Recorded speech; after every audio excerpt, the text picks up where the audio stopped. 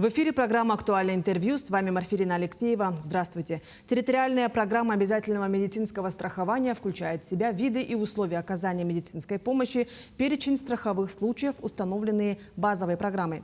О правах граждан по ОМС мы сегодня и поговорим. Гости у нас в студии Юлия Трифонова, начальник отдела защиты прав застрахованных территориального фонда обязательного медицинского страхования республики. Юлия Николаевна, здравствуйте. Здравствуйте. Как можно получить полис ОМС? Какие полисы и правила есть? Ну, мы все привыкли, что когда мы обращаемся за медицинской помощью в медицинскую организацию, мы предъявляем полис. Он у нас и пластиковый есть, и бумажный, и появился цифровой вид полиса. Цифровой вид полиса представляет собой штрих-код. Вообще программа оформления цифрового полиса стартовала в декабре 2022 года. И граждане, которые имели ранее пластиковый полис, либо бумажный полис, они теперь все зарегистрированы в едином регистре застрахованных граждан, и у всех оформлен цифровой полис. Если у вас этот полис, номер имеется его на портале госуслуг, то цифровой полис на вас уже выдан и оформлен. Вы можете его увидеть. Также хочу сказать, что дети, рожденные после 1 декабря 2022 года, также получают автоматически цифровой полис, когда происходит регистрация акта рождения в ЗАГСе. И родителям только остается выбрать страховую медицинскую организацию, в которой будет наблюдаться их ребенок, и у ребенка уже будет оформлен цифровой полис.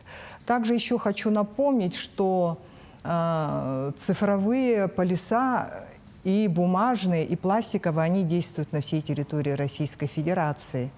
И срок их не ограничен. А какой срок годности у полисов ОМС? Действие страховых полисов, оно не ограничено. Хоть они и старые бумажные, и пластиковые, и цифровые, ограничения действия нету. А нужно ли обновлять полис ОМС? Как-то вот вы сказали, что не ограничено, но все же. Да, полис необходимо будет обновить при смене фамилии, имени, отчества гражданинам. И граждане обязаны уведомить свою страховую медицинскую организацию в течение месяца о смене фамилии, имени, отчества. Ну вот вы уже ранее сказали, что полис действует по всей Российской Федерации, но все же можно ли с полисом ОМС обратиться в любую поликлинику вообще в другом регионе? Да. Граждане могут обратиться, но единственное, тут небольшая разница, что помощь они будут получать в рамках базовой программы вне территории республики, а на территории республики в рамках территориальной программы ОМС. А можно ли иметь два полиса ОМС в разных регионах? Нет, полис ОМС, он единый, и он действует по всей территории, поэтому только один полис должен быть у гражданина. Какие медицинские услуги необходимо пройти гражданам в целях сохранения своего здоровья? Ну, хочу сказать, что вот у всех на слуху такие слова, как общая диспансеризация, углубленная диспансеризация, профилактические осмотры. И вот пройдя вот эти вот все осмотры, гражданин может узнать о состоянии своего здоровья. Ну и хочу сказать, чем отличаются эти программы. Профилактический осмотр – это общий осмотр, который позволяет оценить риски развития хронических неинфекционных заболеваний. Он предусматривает общие анализы, осмотр специалистов, а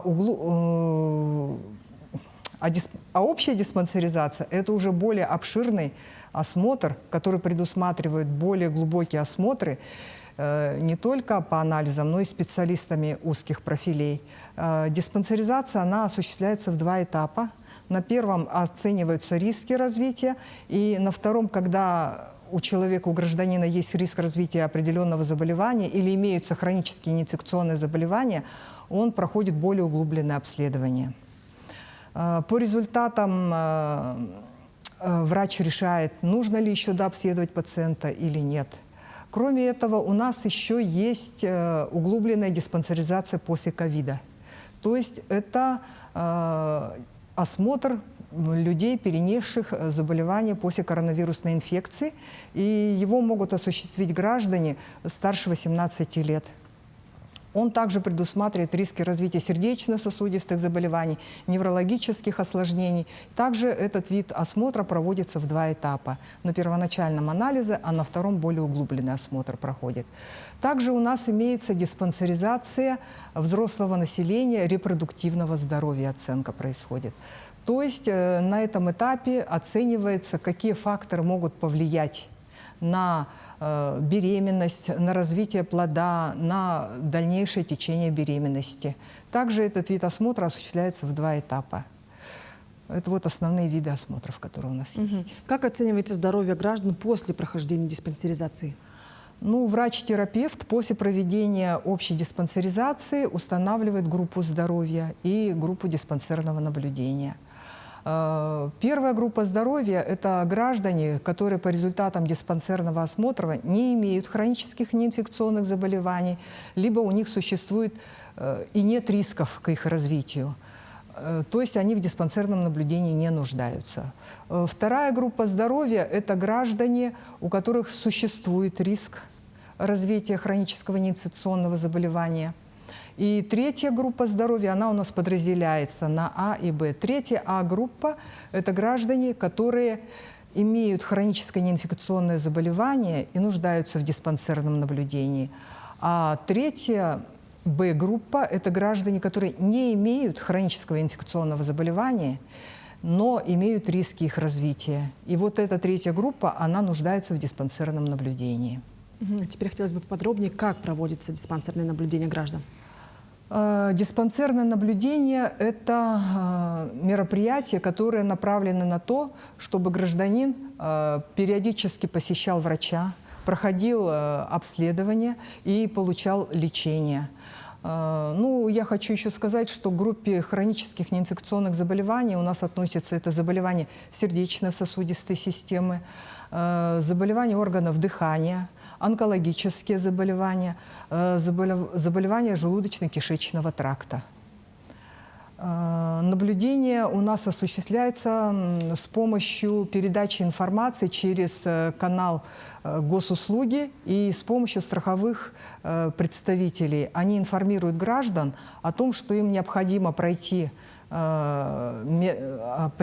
осуществить посещение врача для того, чтобы провести анализы и получить дальнейшее лечение. Вот еще интересно, вот ранее было так всегда, что на диспансеризацию звали по годам рождения. Как сейчас проходит, как гражданам узнать и где узнать, что он может пройти диспансеризацию? Ну, программа эта, она осталась. Также граждане по возрастам это проходят, но информирование осуществляют страховые представители. Они присылают им СМС, производят обзвон и информируют гражданам, что наступил период прохождения диспансерного наблюдения. А какие врачи, вот какие именно осмотры точно входят в диспансеризацию? Обычно всегда людям очень Ну, интересно. на первоначальном этапе смотрит врач-терапевт. И если он выявляет, что у гражданина есть необходимость осмотра врача-специалиста, он направляет его. Смотрят его неврологи, офтальмологи, лор-врачи. Анализы, ЭКГ. И анализы сдают. Проходят обследование, электрокардиограмму. И биохимические анализы сдают они. И вот еще тоже интересный момент. В каких случаях можно получить лекарства бесплатно? Ну, лекарственное обеспечение, я хочу сказать, что из средств МС осуществляется только в круглосуточном стационаре, в стационаре дневного пребывания и при скорой медицинской помощи.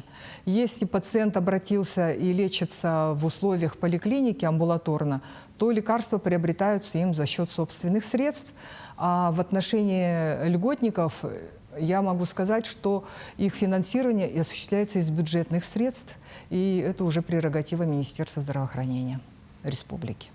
Тоже касается и малочисленных коренных народов Севера, да, это льготники? Да. Ну что ж, Юлия Николаевна, спасибо, что вы уделили время и ответили на наши актуальные вопросы. Это была программа «Актуальное интервью». До встречи в эфире.